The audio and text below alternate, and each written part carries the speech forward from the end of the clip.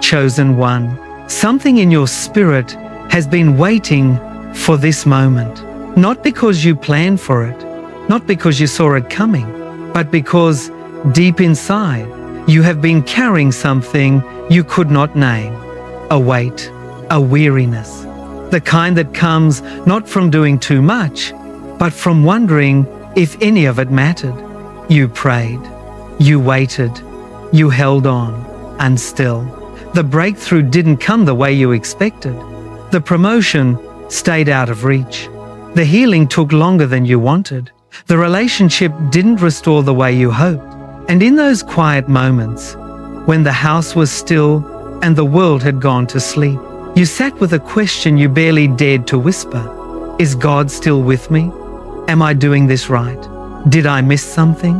There were nights you scrolled through someone else's announcement, someone else's blessing, someone else's answered prayer, and you had to put your phone down and just sit with the ache, that quiet Friday night kind of ache, that Sunday afternoon kind of loneliness, that no one around you seems to understand. You watched someone celebrate a breakthrough that looked exactly like the one you had been believing for. And instead of celebrating with them, something in you got very quiet. Not out of bitterness, but out of an honest, private grief that said, God, when is it my turn? And yet you kept showing up. You kept your faith. You kept praying, even when it cost you something to do so. Chosen one, you didn't miss anything. You were exactly where heaven needed you to be, because what you have been living through was not random. It was not punishment. It was not abandonment. It was an exam, a divine exam, one that heaven designed specifically for you, one that most people never recognize while they're in it. Because the greatest exams God gives don't come with an announcement. They don't come with a warning label. They don't come with a clear start date or a visible finish line. They come disguised as ordinary life, as loss, as waiting, as silence, as the season where nothing seems to be moving, but something very real is being formed inside you. That is the divine exam, and chosen one. You have been taking it every day, in ways you didn't even realize. Every moment you chose to get up when you wanted to stay down, that was an exam question. Every time you chose to trust God, even when the evidence suggested trust was a waste of time, that was an exam question. Every time you kept your integrity when no one was watching, that was an exam question. Every time you stayed kind when you had every right to be bitter, that was an exam question. You have been in the exam room and you didn't even know it. Let me show you what God was testing. The first question was this: will you trust me when you cannot see me? Not when the evidence is clear, not when the path is obvious, not when the provision is already visible, but in the dark, in the unknown, in the season where all you have is the word you heard years ago and a faith stretched thin. Will you trust me then? The second question was this: will you stay faithful when it costs you something? Not when faithfulness is easy, not when everyone around you is doing the same, but when staying faithful means forgiving someone who hasn't asked for forgiveness, when it means holding on to a promise that looks dead, when it means staying quiet, when speaking would have felt more powerful. Will you stay faithful then? The third question was this: will you worship when it hurts? Not in the season of celebration, not when the testimony is fresh and the joy is obvious, but in the quiet aftermath of disappointment. Will you still lift your hands and say, "You are good, I trust you, I will not let go"? That is the hardest exam question God gives, and you answered it. These were the exam questions, and you answered them all, with your choices, with your silence, with your persistence, with your tears. James chapter 1, verses 2 through 4. Consider it pure joy whenever you face trials of many kinds, because you know that the testing of your faith produces perseverance. Let perseverance finish its work, so that you may be mature and complete, not lacking anything. Let perseverance finish its work. Chosen one. Perseverance has been doing its work in you, and the work is nearly complete. The purpose of the test is not to break you. The purpose of the test is to complete you. See, as Lewis, in his book The Problem of Pain, wrote these words: God whispers to us in our pleasures, speaks in our conscience, but shouts in our pain.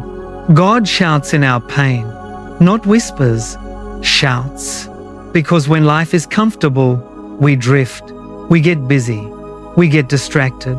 We stop asking the deeper questions, and God, in His mercy, uses pain to get our attention. Not because He is cruel, not because He takes pleasure in our suffering, but because some things can only be built in us when we have no other option but to look up. When comfort disappears, the soul searches for something real. And when the soul searches for something real, it finds God. Not the God of easy answers, not the God of painless paths, but the God who is actually there, present, attentive, unblinking, chosen one. The pain you walked through was heaven shouting, not in anger, in love, shouting, I am here. I see you. I am building something in you that cannot be built any other way. The exam was a shout of love. And here is what I need you to understand. You answered every question. Not perfectly. There were moments you stumbled. There were moments you doubted so deeply. It felt like the faith might not survive the night. But you answered them. When you wanted to quit, you kept going. When you wanted to give up on God, you chose to trust. When the silence felt unbearable, you stayed in the room with Him. When the morning felt impossible, you still got up. Chosen one. Nothing you went through was wasted. Not one tear. Not one prayer that felt like it bounced off the ceiling. Not one sleepless night. Not one act of faithful obedience that no one else saw.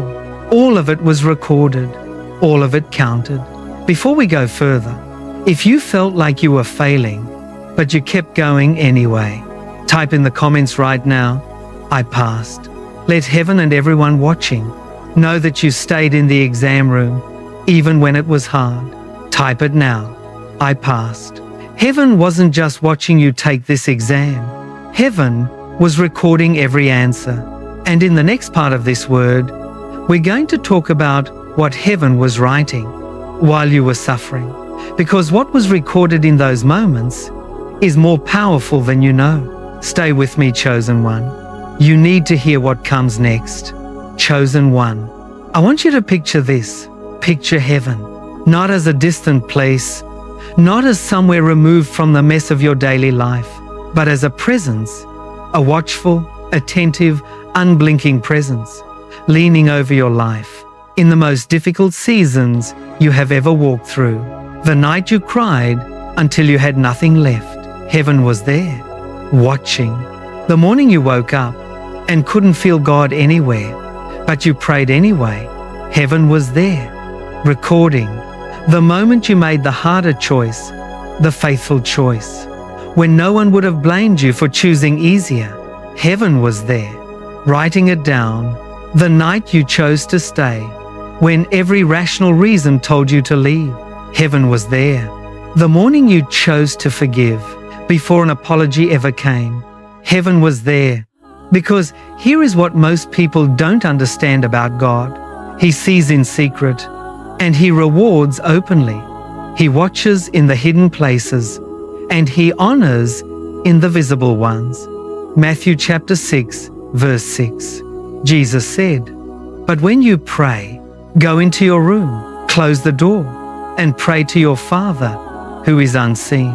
Then your Father, who sees what is done in secret, will reward you." The exam you didn't know you were taking, heaven graded every answer in real time. Isaiah chapter 48, verse 10. God is speaking directly to His people, and He says, "See, I have refined you, though not as silver. I have tested you in the furnace of affliction. The furnace of affliction. Let those words land for a moment. God is not saying He caused your pain carelessly. He is saying He was present in it with purpose. A furnace has one function: purification. When gold goes into a furnace, what comes out is purer, stronger, more valuable. The impurities burn away. The gold remains. Chosen one, you went into the furnace of affliction. And what is coming out of you right now is not diminished. What is coming out of you is purified. The fear, the self-reliance, the need for control, they burned away in the fire. The pride that wanted to be seen burned away. The self-sufficiency that kept you from depending on God burned away.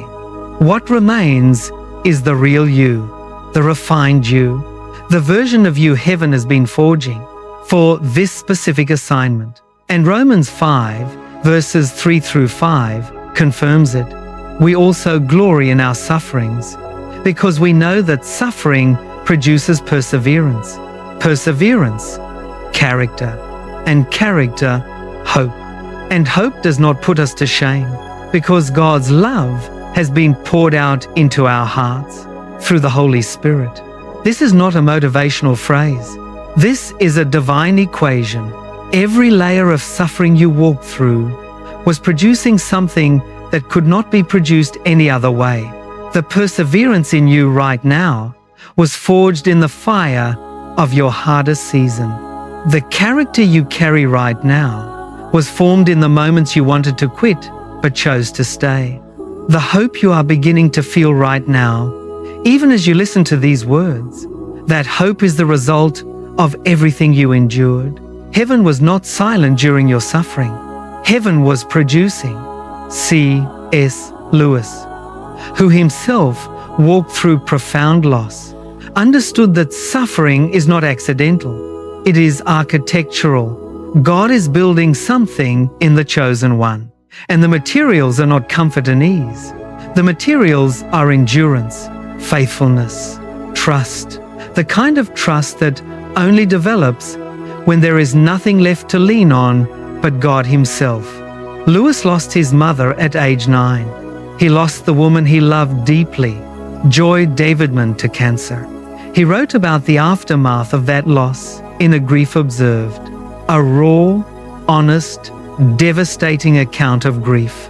And what he discovered was not the absence of God, but the presence of a God who was far too real to be comforting in the ways we expect. He wrote, "Not that I am in much danger of ceasing to believe in God. The real danger is of coming to believe such dreadful things about Him." And yet, Lewis kept coming back. He kept trusting. He kept writing. He kept pointing people toward the light, even when the light felt very far away from him personally. That is what faithfulness looks like. When it is being tested at its deepest level, not the absence of doubt, but the decision to keep walking toward God, even when God feels silent. Chosen one. That is exactly what you have been doing. Every season you walked through without answers, God was building your capacity to live without needing answers. Every season you stayed silent when everything in you wanted to defend yourself. God was building your capacity to let Him be your vindicator. Every season you worshipped in the dark, God was building your capacity to lead others into worship when their own nights come. These are the materials of a life heaven can use. They cannot be manufactured in comfort. They can only be formed in the furnace. Chosen one, you came out of the furnace, and you are ready. Let me be specific about what heaven was recording. The 3 a.m. prayer. You know the one where you sat on the edge of your bed and said words that didn't sound like prayer. They sounded like desperation. Maybe just, "God, please help me." Heaven recorded that prayer, word for word. The moment you stayed, when leaving would have been understandable, when everyone would have said, "You've given enough," but you didn't stop. you stayed. Heaven recorded that moment, the quiet moment in the car when you sat in a parking lot before something hard and said to God, I don't want to do this, but I will. Heaven recorded that surrender, the moment you looked at an old photograph, a version of yourself from before the hardest season, and you whispered to that person, we made it. We are still here. We did not give up. Heaven recorded that quiet triumph, the moment you chose not to speak, when a careless word could have destroyed something, and your silence protected a relationship that God had not finished using. Heaven recorded that restraint, and every one of those moments was a correct answer on the divine exam. If you went through something that no one else witnessed, a season of pain, only you and God know the full weight of, type in the comments right now, heaven saw it. Let's declare it together. Those hidden moments were not invisible to God. Type it. Heaven saw it. Heaven was watching. Heaven was recording. And now, we need to talk about how heaven grades. Because you may have spent years grading yourself on a scale that God never uses, a scale of perfection. But that is not heaven's rubric, chosen one. And in the next part of this word, I'm going to show you exactly how God grades. Stay with me. Chosen one. I need to ask you something honest. How have you been grading yourself? Because most people, when they look back at their hardest seasons, grade themselves like a harsh teacher. They circle every wrong answer in red. They count the stumbles. They count the moments of doubt. They replay the failures, the times they said the wrong thing, the times they responded in fear instead of faith, the times they pulled back from God instead of pressing in, and they say to themselves, I didn't pass. I fell too many times. I wasn't consistent enough. I wasn't faithful enough.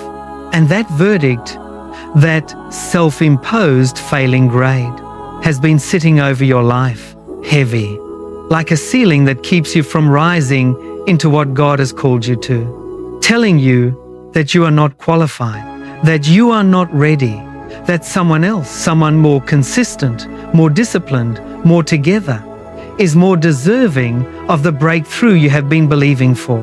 Chosen one. That is not heaven's grading rubric.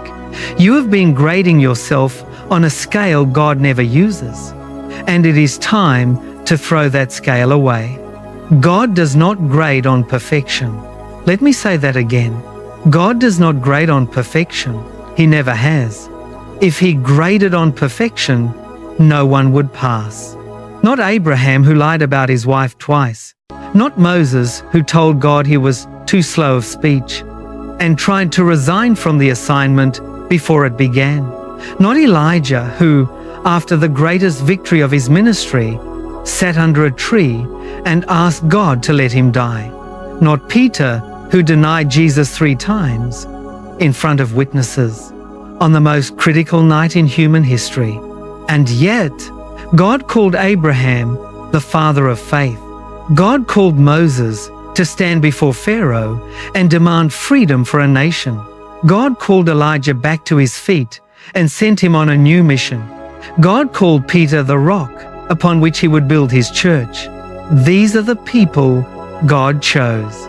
These are the people God called faithful. Their names are written in the Hall of Faith in Hebrews 11, not because they were perfect, but because they kept coming back, because when they fell, they got up, because when they doubted, they brought the doubt to God instead of running from Him, because when they failed, they returned. God grades on faithfulness. Did you keep coming back? Did you keep trusting even imperfectly? Did you bring your doubt and your fear and your questions back to the God who gave you the promise? That is faithfulness. 2 Timothy chapter 4, verses 7 and 8. Paul, near the end of his life, facing execution, writing from prison, says, I have fought the good fight. I have finished the race. I have kept the faith. Now there is in store for me the crown of righteousness. Not, I was perfect. Not, I never doubted. Not, I never needed to be corrected. Fighting, finishing, keeping. That is the passing grade, chosen one. C.S. Lewis understood the dangerous lie of perfectionism. In Mere Christianity, he wrote, "We are not merely imperfect creatures who must be improved.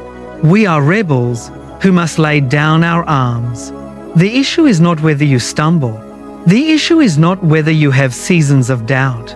The issue is not whether you sometimes feel like your faith is barely surviving. The issue is whether you surrender. Laying down your arms means, I stop trying to earn my way into God's favor. I stop pretending I have it all together. I stop performing for heaven. I surrender to the God who called me knowing full well I was not perfect and loved me anyway. Chosen one. Every time you laid your pride down and said, "God, I need you," that was a passing answer. Every time you stopped pretending and admitted that you were broken and you needed grace, that was a passing answer. Every time you fell to your knees in surrender, not in defeat, but in surrender, that was a passing answer. Heaven doesn't grade your highlight reel. Heaven doesn't grade the polished version you show to the world. Heaven grades your surrender, the moments behind closed doors, the honest conversations you had with God in the dark. Those are what heaven sees. Those are what heaven grades. Hebrews chapter 12, verse 11. No discipline seems pleasant at the time, but painful. Later on, however, it produces a harvest of righteousness and peace for those who have been trained by it. Notice the language. For those who have been trained by it, not those who avoided it, not those who escaped it, those who were trained by it. There is a difference between a person who endures difficulty and grows, and a person who endures difficulty and becomes bitter. The first person was trained, the second person was not. Chosen one. Every closed door, every unanswered prayer, every moment of divine silence was training, not punishment, training. And you didn't just survive the training, you were trained by it. You came out different. You came out deeper. You came out with a capacity for God that did not exist before the fire. The harvest is coming. It says right there later on, it produces a harvest. For many of you listening, later is now. The harvest is here. Because the training is complete, every season you thought you were losing, you were being trained. When the promotion went to someone else, you were being trained in character. When the prayer wasn't answered how you wanted, and you praised God anyway, you were being trained in faith. When the friendship that hurt you was the one you had to forgive, you were being trained in love. When the dream looked dead, and you kept believing in resurrection anyway, you were being trained in hope. Every response of faithfulness, however imperfect, however weak, however trembling, was the correct answer. Because faithfulness is not the absence of stumbling. Faithfulness is getting back up every single time you fall. And you got back up every time. That is the 100%. If you kept going, even when you got it wrong. If you stumbled, but you didn't quit, type in the comments. Faithful, not perfect. You are not graded on perfection. You are graded on faithfulness. And you have been faithful. Type it. Faithful, not perfect. The grading rubric has been established. The standard was faithfulness, not perfection. And you met it. Now, heaven is ready to make an announcement. The exam is graded. The scores are final. And what God is about to declare over your life is going to change everything. Stay with me, chosen one, because what comes next is the word you've been waiting for your entire life. Chosen one. Picture a courtroom, a heavenly one. The judge already knows everything, every motive, every hidden act, every secret surrender. The courtroom of heaven has been in session. Your case has been heard, not judged in condemnation, but reviewed in love. And now the judge is about to speak. What he says is going to change the rest of your life. Revelation chapter 3, verse 8. I know your works. Behold, I have set before you an open door that no one can shut. Because you have a little strength, and you have kept my word. I know your works, not your reputation, your works. The real ones done in the dark, not the ones you performed for an audience. The ones you did alone.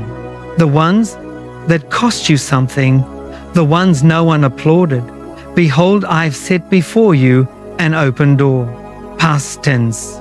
It is already done. The door is already open. And why do you qualify? Because you have a little strength, and you have kept my word. A little strength. That's all it took. Not great strength, not unshakable certainty, not a perfect record. A little strength. Some days it felt like almost no strength at all. But you kept going. You qualify.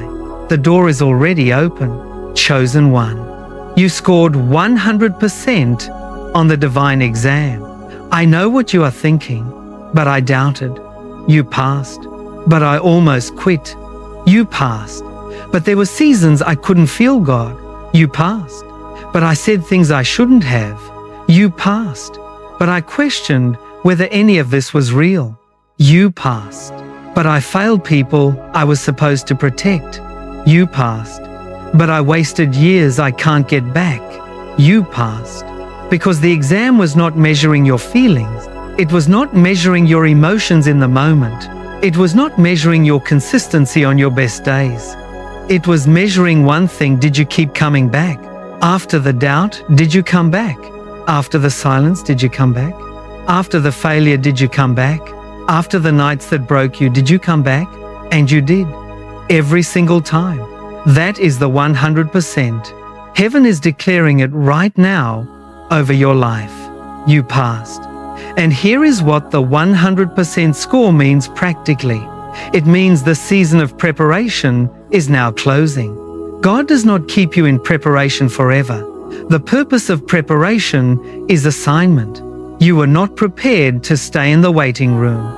You were prepared to walk through the door. The waiting room was never your destination. It was your classroom. And the classroom is now dismissed. Now the relationships God has been aligning begin to connect. Now the opportunities become real and reachable. Now the clarity starts to crystallize. Now the doors that were sealed begin to swing open. The preparation built in you the capacity to hold what God is about to place in your hands. What is coming requires the depth that only the furnace could produce. You could not have carried this assignment in the version of you that existed before the fire. The assignment required someone who had learned to trust God in the dark, someone who had learned to worship without evidence, someone who had been emptied of self-reliance and filled instead with a dependence on God that is unshakable because it was tested. That person is you right now, not the future version of you. You. The fire made sure of it. Chosen one. Your name is being called in heaven right now, not as a distant future promise, but as a present reality. Not someday this person will be ready. Right now. Today. This is the moment. The season of being overlooked is ending. The season of being underestimated is ending. The season of watching others advance while you waited in obscurity, that season is ending. Because He always saw you, even when no one else did. He always knew your name. He always knew the assignment He had written for you. And now He is making it visible. If you feel this in your spirit right now, if you know this is your moment, type in the comments, I receive it. Right now, in faith, type it. I receive it. The great has been declared. The 100% is on the record. And now we need to talk about the door. The open door that no one can shut. What does it look like in your everyday life? Stay with me. Chosen one. Chosen one. Picture a door. Not slightly ajar, but flung wide open. Held open permanently. That door is in front of you right now. It has your name on it. It has been engraved with your name since before the foundation of the world. Because this door was built for the one who passed the divine exam, heaven opens specific doors for specific people at specific appointed moments. And your moment is now. Let me tell you what the open door brings. First, divine connections. The people God has been positioning begin to appear, not through striving, but through divine orchestration, not through your networking or your strategy, though those things are not wrong, but through something that operates above your ability to arrange. The person who carries the next piece of your assignment will show up in a way that only God could arrange. You will know it is Him, because it will not follow the normal logic of human networking. It will carry a weight, a significance, a sense that this meeting was not an accident, because it wasn't. Second, unexpected opportunity, the kind that doesn't follow the normal path, the kind that shouldn't logically be available to you, but it is, the kind where you look at it and you think, how did this even find me? The answer is, God opened the door, and what God opens, no human protocol or gatekeeping system can permanently block. Third, clarity. The confusion about your direction begins to quiet. In its place, a settled knowing, not a shouted declaration from the sky, a quiet certainty, a peace that surpasses the need for explanation, an inner knowing that says, this is where I am supposed to be. This is what I'm supposed to do. This is the moment I was built for. You will stop second-guessing the vision. You will stop questioning the calling. You will stop waiting for someone else to validate what God has already confirmed in your spirit. The clarity will come. It is already coming. Fourth, provision. Not always in the way you expected, but from sources you didn't plan for. He provisions the assignment He called you to complete. He never asks you to build what He has not committed to supply. The resources follow the assignment, not before, not without the step of faith, but they follow. Trust the provision. It is on its way. These four things are the fullness of the open door, and they are yours, chosen one. C.S. Lewis said, "You don't have a soul. You are a soul. You have a body. You are an eternal, God-breathed being. The limitations of your body, the exhaustion, the years you think you wasted, the health battles, the age concerns, none of that defines what is possible for your soul. Your soul was made for eternity, and eternity does not run on a human timeline. The assignment God has placed on your soul is not bound by a calendar. You may think too much time has passed. You may feel like the window has closed, but your soul knows that what God ordained cannot be cancelled by a calendar. You are not late. You are exactly on time. God's timing does not operate in human years. It operates in divine seasons, and your divine season is now. Lewis also understood that the soul grows richer with age, not diminished. He wrote that in his later years, he felt more fully himself than he ever had when he was young, because the years of testing had stripped away the inessential. What remained was pure, real, ready. Chosen one, the same is true of you. What the years of testing stripped away was never meant to stay. What remains is the real you, the refined you, the ready you. Isaiah chapter 54, verse 17. No weapon forged against you will prevail. No weapon. Not the weapon of a careless word spoken over your life. Not the weapon of your own fear and self-doubt. Not the weapon of a history that speaks shame. Not the weapon of comparison that says someone else deserved it more. Not the weapon of delay that says it's too late. None of those weapons will prevail. When God opens a door, no opposition can stand against what He has certified. You carry a heavenly credential. It is not subject to the approval of people. It is not revoked by rejection. It was issued by heaven, and what heaven certifies stands.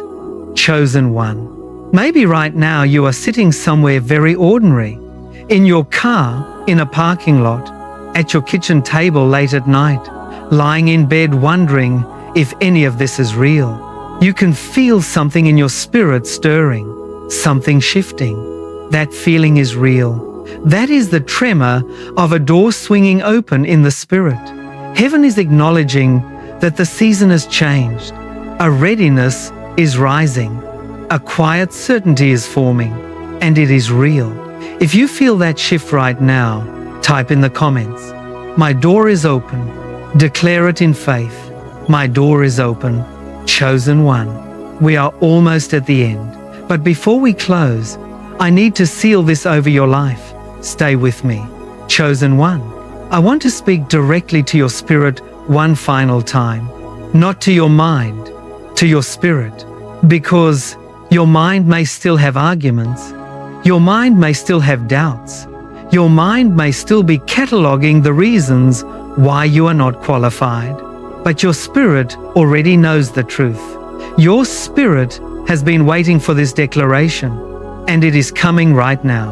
You have been through something most people cannot understand.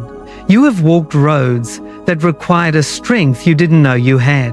You held on when letting go would have been easier. You stayed quiet when speaking would have felt more powerful. You trusted when evidence pushed back against trust. You prayed in the dark when no answer came. You praised God when your circumstances gave you no natural reason to. You forgave when forgiveness cost you something real. And through all of it, you did not stop. You did not walk away from God. You did not abandon your faith. You bent. You were shaken. There were moments you nearly broke, but you held on. And heaven did not miss a single moment of it. Heaven saw all of it, every single moment, every private prayer, every silent act of faithfulness. Every morning you chose to get up and keep going. And heaven has been building a declaration that is now ready to be released over your life. Chosen one, you passed. You passed the test of silence. You passed the test of loss. You passed the test of delay. You passed the test of obscurity.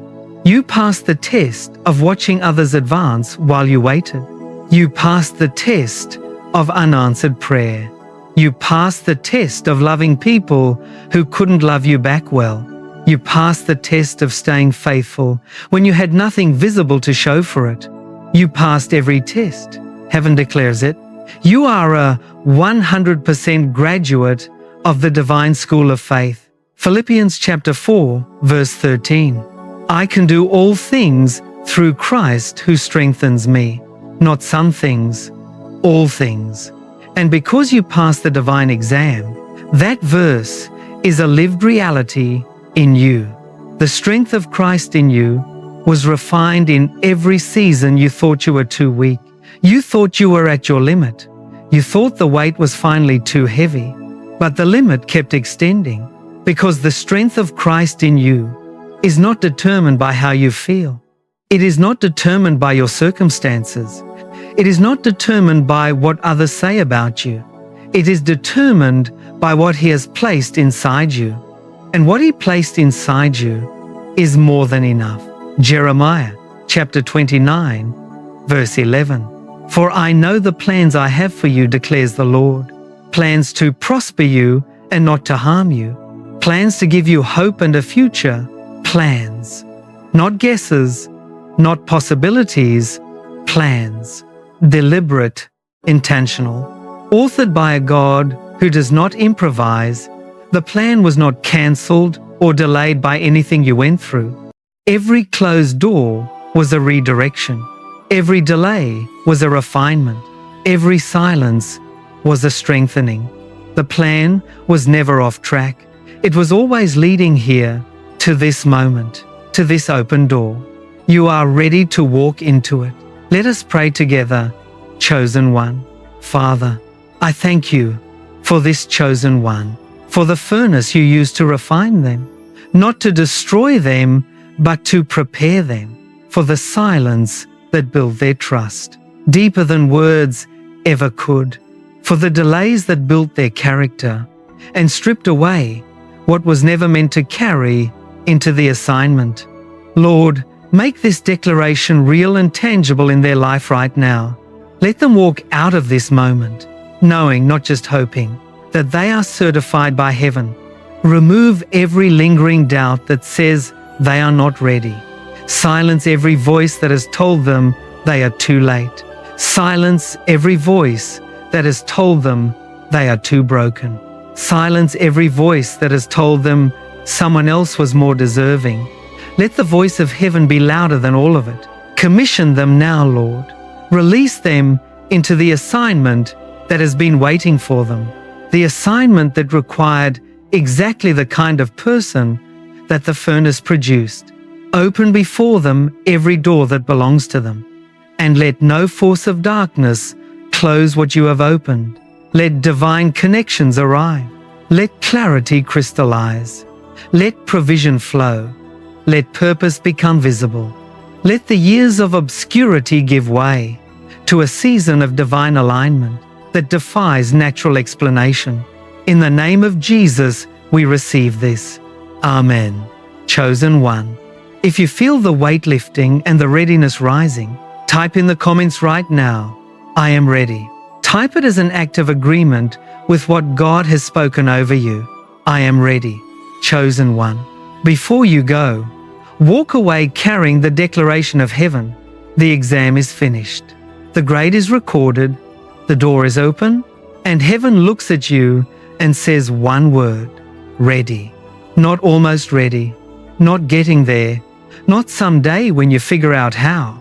No, today, ready. You are ready, chosen one. Not someday.